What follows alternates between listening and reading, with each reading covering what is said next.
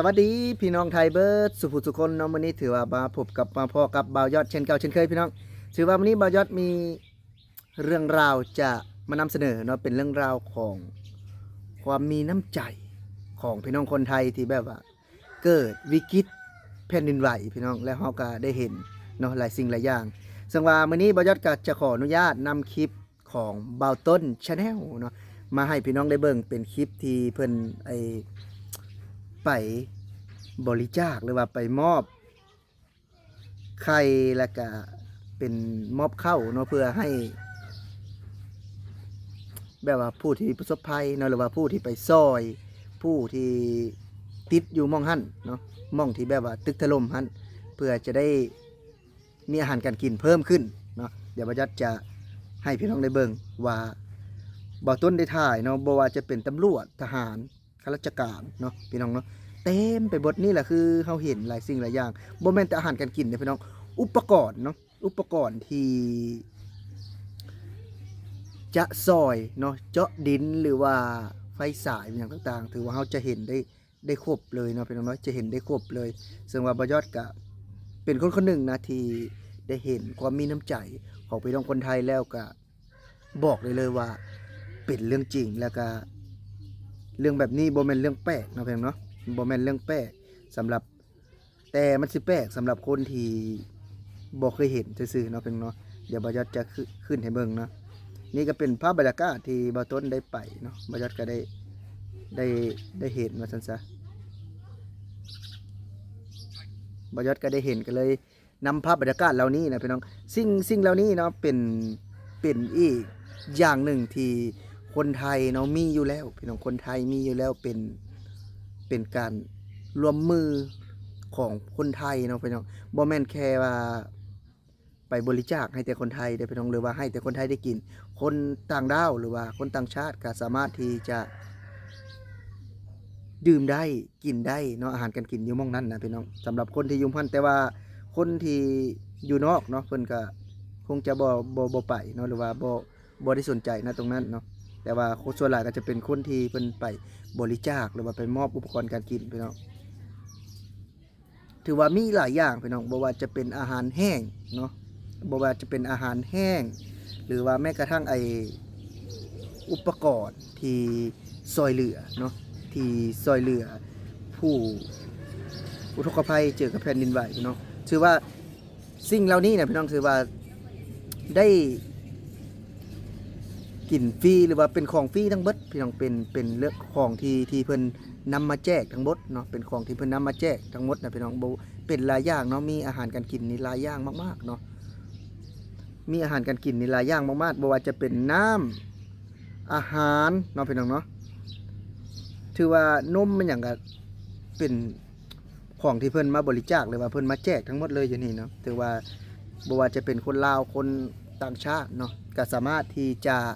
เข้าไปกินได้ถ้าหากเขาอยู่ณตรงนั้นนะพี่น้องเนาะณตรงนั้นถ้าหากว่าผู้ใดอยาก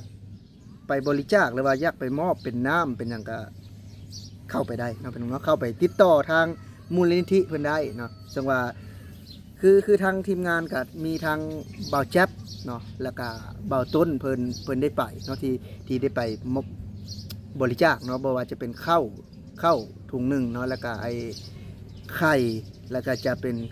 เนื้อไก่เนาะที่เพิ่นได้เข้าไปซอยนะซึ่งว่าบ่ยอดเห็นเพื่อนๆไปนะบ่ยอดก็ถ้าหากว่าบ่ยอดอยู่ตรงนั้นบ่ยอดก็จะไปนะแต่ว่าบ่ยอดคือยังติดภารกิจเนาะอยู่ทางบ้านจะเฮ็ดภารกิจให้บ่าวต้นก่อนเนาะเพราะว่าเพิ่นมอบภารกิจให้เฮ็ดอยู่บ้านนี่ก็ยังอีกสักพักหนึ่งเนาะอีกสักหลายวันอยู่เพื่อจะได้ไปนี่ก็เป็นภาพบรรยากาศเนาะพี่น้องภาพบรรยากาศโดยรวมนะภาพบรรยากาศโดยรวมที่เฮาได้เห็นที่ได้เห็นนี่ก็จะแม่นของกินฟรีว่าซั่นจ้ะพี่น้องอันนี้บ่แม่นเพิ่นมาขายแต่เพิ่นบ่ได้มาตั้งเต้นขายแต่ว่ามาบริจาคให้ผู้ที่เจออุทกภัยเนาะพี่น้องเนาะหรือว่าเจอเหตุการณ์ที่บ่ดีแต่ว่ายังเฮายังมาเห็นในความที่คนไทยนะพี่น้องเพิ่นเอาใจใส่แล้วก็ช่วยเหลือเบิ่งพี่น้องบ่ว่าจะเป็นตำรวจทหารข้าราชการพี่น้องฝรั่งมาเพิ่นยังถ่ายรูปพี่น้องเพิ่นยังถ่ายคลิปไว้พ พลังมาเพิ่นยังถ่ายคลิปไว้นี่ก็เป็นอีกอย่างหนึ่งที่คนไทยบ่เคยขาดหายบ่ว่าจะเป็นเรื่องน้ำใจและก็เรื่องความสามัคคีพี่น้องบ่ยอดเว้าได้เลยเนาะ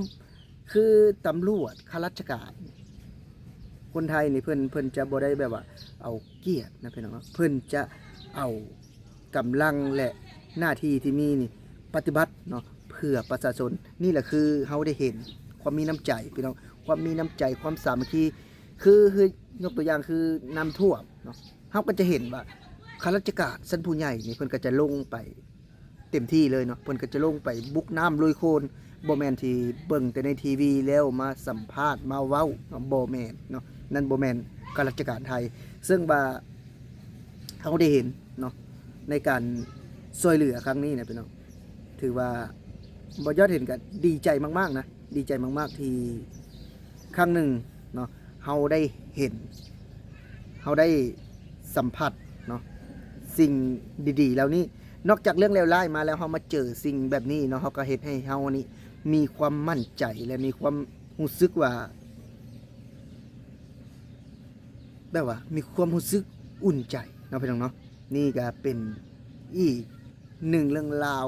ที่บ่ยอดก็ได้เจอมากับตัวเองนะพี่น้องบ่แม่นแต่บ่ยอดไปเบิ่งคลิปหมู่แล้วมาเว้าบ่แม่นเนาะบ่ยอดก็ได้สัมผัสตัวจริงเนาะเป็นลักษณะนี้นะถือว่า 100% เนาะความมีน้ำใจนี่คือว่าคนไทยนี่บ่แม่นแต่ซอยอยู่ไทยเด้อพี่น้องนะไปซอยอยู่ทางเมียนมาเนาะเพิ่นก็ไปเนาะเอาเครื่องอุปกรณ์แล้วก็เอามีเนาะไปซอยในทางประเทศฝั่งเพื่อนบ้านเนาะซึ่งว่าคนทางทหารลาวก็ได้ไปซอยเนาะจำนวน30คนนายที่ได้เข้าไปซอยก็ถือว่ามันเป็นอีกอย่างหนึ่งที่เฮาตอนนี้เฮาก็ต้องซอยกันเนาะหรือว่าเฮาก็ต้องแบบว่ามีน้ำใจต่อกัน เพราะว่าในพื้นที่เนาะหรือว่าถึงว่าเฮาจะอาจจะบ่ได้ซอยในการแบบว่าหาผู้เสียหายหรือว่าเฮาบ่ได้ซอยนะตรงนั้นแต่เฮาก็ซอยในพื้นที่ตรงเฮาซอยได้เนาะนั่นก็คือถ้าหากว่าผู้ใดเนาะมีทุนมีกำลังก็ไปบริจาคหรือว่าไปมอบของเล็กน้อยเนาะสิ่งที่เฮาคิดว่าบ่ได้สำคัญสิ่งที่เฮาคิดว่าเป็นเรื่องธรรมดาแต่ว่าคนที่ได้รับนั้นมันมีความสุขนะพี่น้องมันมีความสุขแล้วก็มีความดีเนาะที่ได้เห็นหรือว่าได้สัมผัสหรือว่าได้จับต้องเนาะในสิ่งที่ธรรมดาของคนทั่วไปเนาะแต่ว่าคนอยู่ในหมู่นั้นเพิ่นก็มีความสุขพี่น้องสงบ่ยอดก็เห็นแล้วก็ยังมีความสุขแทนเนาะซึ่งว่าได้เห็นสิ่งดีๆที่ได้เกิดเนาะขึ้นกับคนที่แบบคันเว้าแล้วก็บ่ยอดจนเว้าบ่ออกพี่น้องเนาะบ่ยอดจนเว้าบ่ออกก็ถือว่าคลิปนี้บ่ยอดก็เว้าประมาณนี้เนาะพี่น้องเนาะสำหรับผู้ใดที่เข้าเบิ่งก็อย่าลืมฝากกดแชร์กดไลค์กดติดตามเพื่อเป็นกำลังใจให้บ่ยอดแรงงานลาว Channel ในเนาะพี่น้องเนาะสำหรับมื้อนี้บ่ยอดสิขอลาพี่และน้องไปก่อนสำบายดี